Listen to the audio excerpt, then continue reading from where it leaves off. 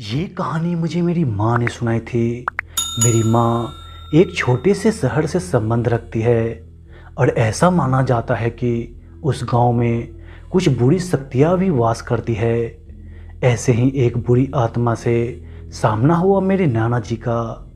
वह चुड़ैल थी, खुले बालों और सफ़ेद भयानक चेहरे वाली चुड़ैल।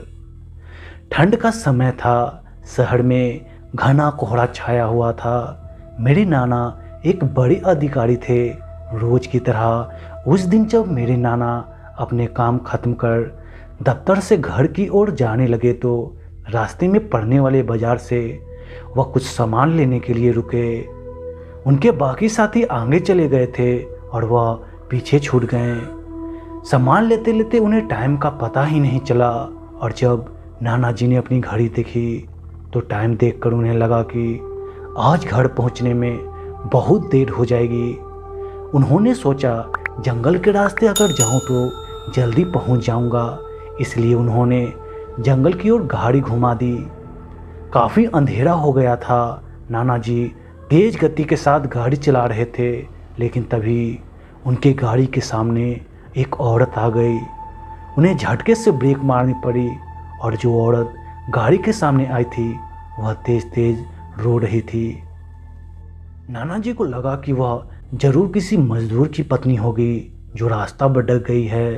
रास्ता सुनसान था, इसलिए उन्होंने सोचा कि इस महिला की मदद करनी चाहिए।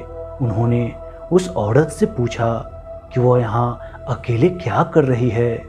उसने कोई जवाब नहीं दिया और ज़ोर ज़ोर से रोने लगी। ऐसा लग रहा था मानो सारा जंगल उसकी आवाज़ से गूंज रहा हो। नाना जी ने पूछा कि उसका घर कहाँ है, तो भी वह कुछ नहीं बोली। नाना जी ने उसे बोला कि तुम मेरे साथ मेरे घर चलो, तुम्हें सुबह तुम्हारे घर छोड़ दूंगा। वह नाना जी के साथ चलने के लिए तैयार हो गई और गाड़ी के पीछे वाली सीट पर बैठ गई। रीति रिवाज के कारण उसने अपने सिर पर घूंघट डाला रखा था, जिसकी वजह से उसका चेहरा छिपा हुआ था। घर पर सब नाना जी का इंतज़ार कर रहे थे। जैसे ही गाड़ी की आवाज़ आई सब भागकर इकट्ठा हो गए। जब उस महिला के बारे में घर में पूछा गया तो नाना जी ने सारी कहानी बताई। नाना जी ने कहा आज का खाना यह बना देगी, लेकिन मेरी माँ को उस महिला पर शक हो गया। उन्हें लगा कि यह कोई चोर है जो घर का सारा सामान चुरा कर भाग जाएगी। माँ ने उसे रसोई में जाकर खाना बनाने को कहा। वह बिना कोई जवाब दिए वहाँ से चली गई। रसोई में सारा सामान रखवाकर मेरी माँ ने उसे कहा कि सब भूखे हैं, इसलिए जल्दी खाना बना दे। उसे रसोई में भेज तो दिया, लेकिन माँ का मन अभी भी शांत नहीं हुआ। 10 मिनट बाद माँ रसोई में पहुँची तो देखा अभी वह थैले से मछलियाँ ही निकाल रही थी। यह देखकर माँ को बहुत गुस्सा आ गया। उन्होंने उसे बोला कि अभी तक तुमने खाना बनाना शुरू नहीं किया, कब बनेगा और कब हम खाएंगे। उस महिला का चेहरा अभी भी ढका हुआ था, इसलिए किसी ने उसका चेहरा नहीं देखा था। माँ उसका चेहरा देखने की कोशिश करती रही, लेकिन उन्हें उसकी झलक भी दिखाई नहीं दी। माँ ने कहा कोई ज़रूरत हो तो बुला लेना, लेकिन फिर भी वह कुछ नहीं बोली। उन्हें लगा कि शायद अनजान लोगों से डर रही होगी। माँ रसोई से चली गई, लेकिन जब 10 मिनट बाद वह फिर से वापस आई तो रसोई का दृश्य देखकर माँ डर गई।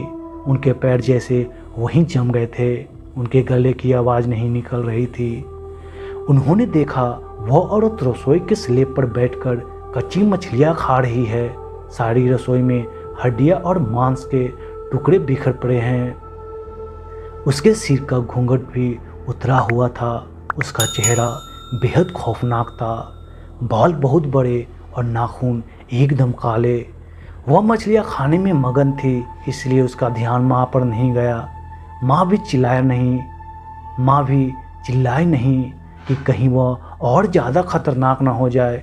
माँ ने एक थाला उठाया और वह चूल्हे में से जलता हुआ कोयला उठाकर उसकी तरफ दौड़ी। कोयला उस चुड़ैल पर फेंक दिया। आग की जलन की वजह से वह डायन तेज तेज आवाज़ निकालने लगी। उसकी आवाज़ सुनकर सारा घर इकट्ठा हो गया। उसके आग दिखाकर घर से बाहर निकाला गया। उसकी आवाज़ इतनी तेज थी कि आसपास के लोगों का भी बाहर जमावड़ा लग गया था। वह डायन लोगों की भीड़ को काटते हुए जंगल की तरफ दौड़ी। सारे लोग डर के मारे काँप रहे थे और मेरी माँ की हिम्मत की दाग भी दे रहे थे कि अगर उन्होंने सही समय पर कोयले से उन डायन को भगाया नहीं होता तो न जाने आगे क्या होता।